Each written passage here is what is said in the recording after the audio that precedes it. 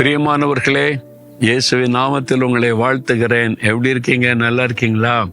பயத்தோடு இருக்கீங்களா? இன்னைக்கு உலகம் எங்கேயுமே ஒரு பயம் காணப்படுது. அதுவும் முக்கியமாக ஐடி கம்பெனியில் வேலை செய்கிறாங்கல்ல, அவங்களுக்குள்ள ஒரு பெரிய பயம். இந்த ஏஐ கண்டுபிடிச்சு வந்த பிறகு வேலை இழப்பு அதிகமாகி கொண்டே இருக்கிறது. இந்த வேலை எனக்கு நிரந்தரமா இழந்து போவேனோ என்கிற பயம். இன்னொரு பக்கம் இந்த யுத்தத்தினால உண்டான இந்த ஆயில் பிரச்சனை, விலைவாசி உயர்வு, கேஸ் பிரச்சனை, அதனால பிஸ்னஸ் நிலைக்குமா, இனி பிஸ்னஸில் என்னால் நிலைச்சிருக்க முடியுமா, இப்படி உலக பொருளாதாரத்தில் உண்டான பல மாற்றங்கள், நான் நிலைச்சிருக்க முடியுமா இந்த தொழிலில், பிஸ்னஸில், வேலையில் அப்படின்ற ஒரு சூழ்நிலை எல்லா இடத்துலையும் காணப்படுதில்ல. ஆண்டவர் உங்களுக்கு சொல்கிறார், நீங்கள் நிலைச்சிருப்பீங்க. உங்கள் வேலையை யாரும் எடுத்துக்கொள்ள முடியாது. உங்களுடைய பிஸ்னஸில் யாரும் பாதிப்பை உண்டாக்க முடியாது. உங்களுடைய வருமானத்தில் உங்களுக்கு பாதிப்பை வராது. ஆசீர்வாதத்தில் நிலைத்திருப்பீங்க. கேட்க நல்லா இருக்குது அப்படின்னு நினைக்கிறீங்களா? ஆனால் நீங்கள் 2 காரியம் செய்யணும். அப்போ நீங்கள் நிலைத்திருப்பீங்கன்னு ஆண்டவர் சொல்கிறார். என்ன காரியம் தெரியுமா? சங்கீதம் 37:27 ஆண்டவர் சொல்கிறாரு, தீமையை விட்டு விலகி நன்மை செய், எந்தெந்தைக்கும் நிலைத்திருப்பாய் அப்படின்னு எந்தெந்தைக்கும். என்ன வேணாலும் பொருளாதார மாற்றம் வரட்டும், என்ன வேணாலும் யுத்தங்கள் நடக்கட்டும், என்ன வேணாலும் உலகத்தில் தீமையான காரியம் நடக்கட்டும், என்ன வேணாலும் ஏஐ வரட்டும், ஏஐ வரட்டும், என்ன வேணாலும் வரட்டும், நீ நிலைத்திருப்ப, நான் உன்னை நிலைத்திருக்க பண்ணுவேன்றார். அதுக்கு என்ன செய்யணும்? 2 காரியம். 1, தீமையை விட்டு விலகணும். 2வது, நன்மை செய்யணும். தீமையாய் காண்கிற ஏதாவது காரியம் உங்கள்கிட்ட இருக்கிறா? தீமையான காரியம், பாவ காரியம், சரீரத்தை தீட்டுப்படுத்துகிற காரியம், மற்றவங்களை பாதிக்கிற காரியம், உங்களுடைய வார்த்தையினால, செய்கையினால மற்றவங்களுக்கு தீமை செய்கிறீங்களா, மற்றவங்களை காயப்படுத்துறீங்களா? அதெல்லாம் விட்டு மனம் திரும்பி தீமையாய் தோன்றுகிற காரியத்தை விட்டு விலகணும்.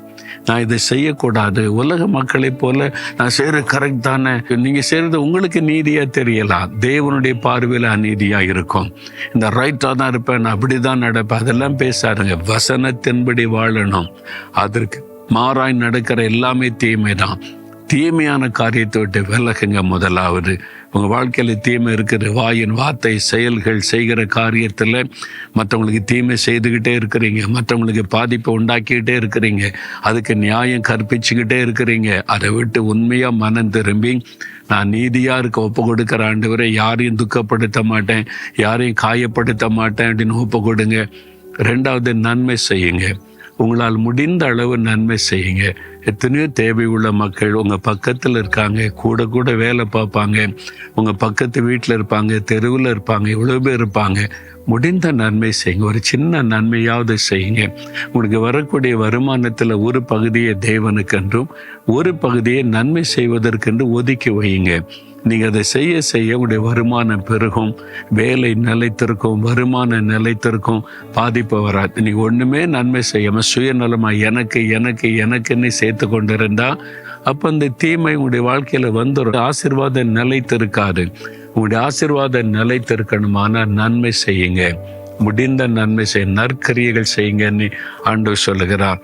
இந்த வருஷத்தில் எத்தனை பேருக்கு நன்மை செய்திருக்கிறீங்க? ஒரு விதவைக்கு உதவி செய்திருப்பீங்களா? ஒரு தகப்பன் இல்லாத பிள்ளைக்கு ஒரு ஹெல்ப் பண்ணியிருப்பீங்களா? ஒரு ஏழைகளுக்கு ஒரு உடை எடுத்து கொடுத்துருப்பீங்களா? யோசித்து பாருங்க. ஆண்டவர்கிட்ட கேளு, ஆண்டவரே நான் நன்மை செய்யணும், தகுதியான ஆளுக்கு நன்மை செய்யணும், என்னை வழி நடத்துன்னு சொல்லுங்க. அழகாய் கர்த்தரே நடத்துவார். அவங்களுக்கு நன்மை செய்யுங்க. சரியா? எத்தனையோ ஏழை ஊழியக்காரங்க வெளியே தெரியாது, அவங்கள பற்றி யாருக்குமே தெரியாது. கிராமமாக நடந்த ஊழியம் செய்கிறாங்க. ஒரே ஒரு ட்ரெஸ்ஸை வைத்து கொண்டு ஒரு சைக்கிள் கூட இல்லாமல் ஊழியம் செய்கிறாங்க. நன்மை செய்யுங்க. அவங்கள மாதிரி தேடி கண்டுபிடிங்க, ஜெபம் பண்ணுங்க, கர்த்தர் கொண்டு வருவார். அந்த ஊழியக்காரனுக்கு உதவி செய்யுங்க. அப்படி நன்மை செய்யும் போது உங்களுடைய ஆசீர்வாதம் நிலைத்திருக்கும். சரியா? சொல்லுங்க, ஆண்டவரே நான் தீமை விட்டு விலகணும், நன்மை செய்யணும், அதுக்கு என்னை ஒப்பு கொடுக்கிறேன், என்னுடைய ஆசீர்வாதம் நிலைத்திருக்கும் என்று விசுவாசிக்கிறேன். இயேசுவின் நாமத்தில் ஆமேன், ஆமேன்.